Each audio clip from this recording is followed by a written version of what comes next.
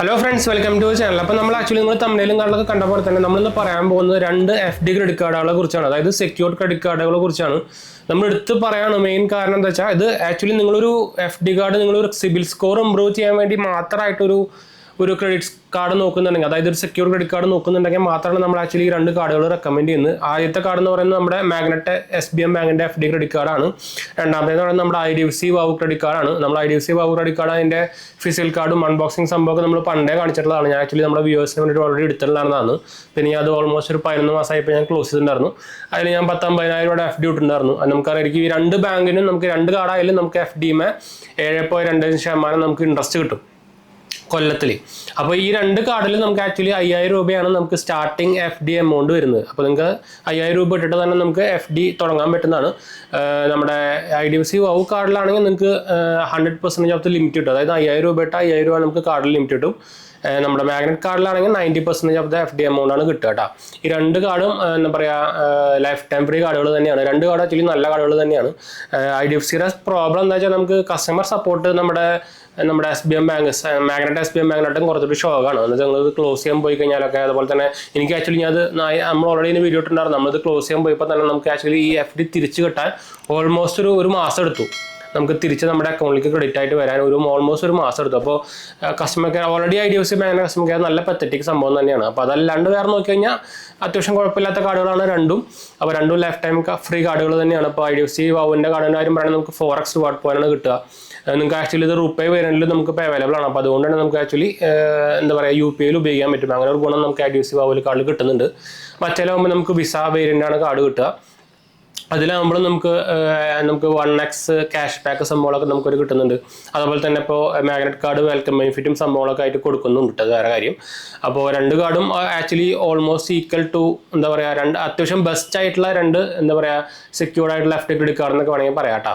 അപ്പോൾ നിങ്ങൾ ഭയങ്കര ഹൈ എമൗണ്ട് ഇട്ടിട്ട് FD എടുക്കാന്ന് വെച്ചാൽ കുറേ പേര് FD ഇട്ടിട്ട്, അത് നിങ്ങൾക്ക് അറിയാം FD എന്ന് പറയുന്നത് എന്താ ഒരു ഇൻവെസ്റ്റ്മെന്റ് മെത്തേഡാണ്. FD ഇട്ട് കഴിഞ്ഞാൽ നമുക്ക് അത് ഇൻട്രസ്റ്റ് കിട്ടും.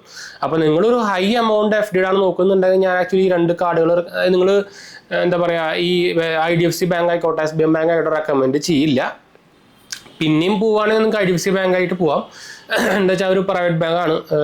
എന്താ പറയുക, മറ്റേ SBM ബാങ്ക് എന്ന് പറയുന്നതും ഒരു ഫോറിൻ ബാങ്കിൻ്റെ സബ്സിഡറിയാണ്. ഇന്ത്യയിലത്തെ മൗറീഷ്യസിലത്തെ ഒരു ബാങ്കിൻ്റെ സബ്സിഡറിയാണ് SBM ബാങ്ക് എന്ന് പറയുന്നത്. ഇന്ത്യയിലത്തെ SBM ബാങ്ക് ഇന്ത്യ എന്നാണ് അതിൻ്റെ ഫുൾ പേര്.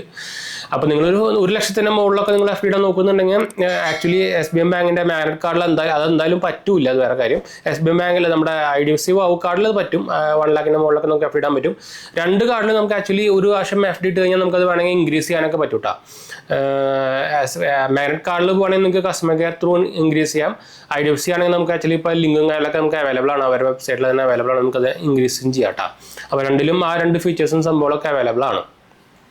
അപ്പോൾ ഞാൻ പ്രത്യേകം എടുത്ത് പറയാൻ കാരണം അതാണ്. നിങ്ങളൊരു ക്രെഡിറ്റ് സ്കോർ ഇമ്പ്രൂവ് ചെയ്യാൻ നോക്കുന്നത് ഞാൻ ആദ്യത്തെ റെക്കമെൻഡ് ചെയ്യുന്ന കാർഡ് മാഗ്നറ്റ് കാർഡും രണ്ടാമത്തെ കാർഡ് IDFC വാവു കാർഡാണ് കേട്ടോ.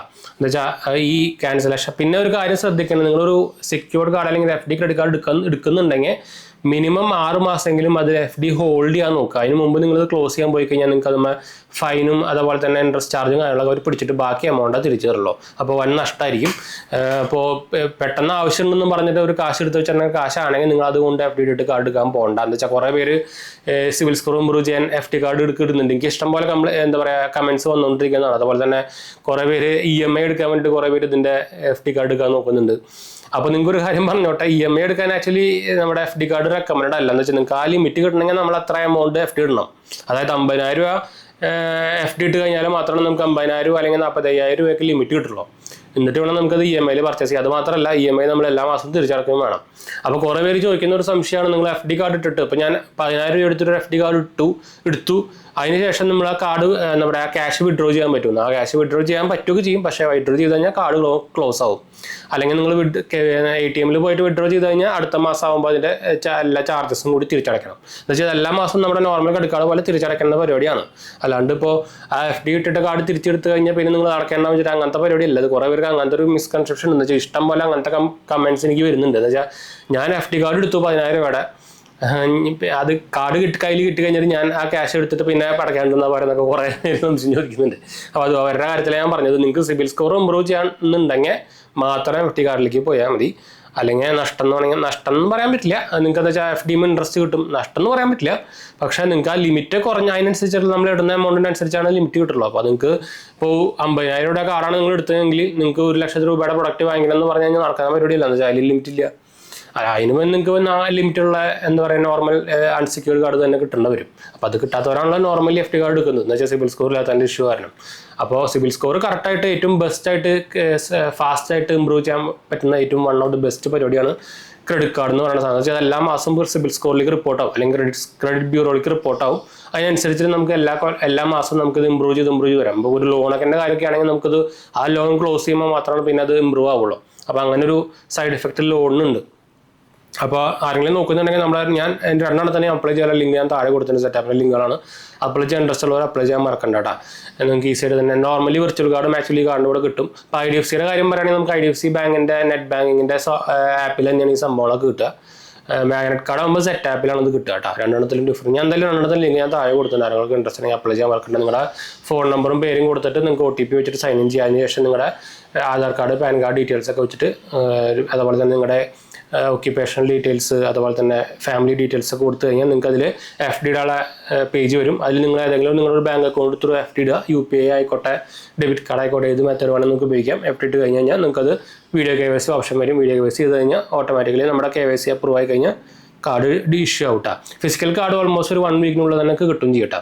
അപ്പോൾ എന്തായാലും നമുക്ക് വൈൻഡപ്പ് ചെയ്യാൻ ഞാൻ ഡിസ്ക്രിപ്ഷനിൽ ലിങ്ക് കാര്യങ്ങൾ കൊടുത്തിട്ട് മറക്കണ്ട കേട്ടോ. എന്തെങ്കിലും സംശയങ്ങൾക്ക് എൻ്റെ കമൻറ്റ് ചെയ്താൽ മതി.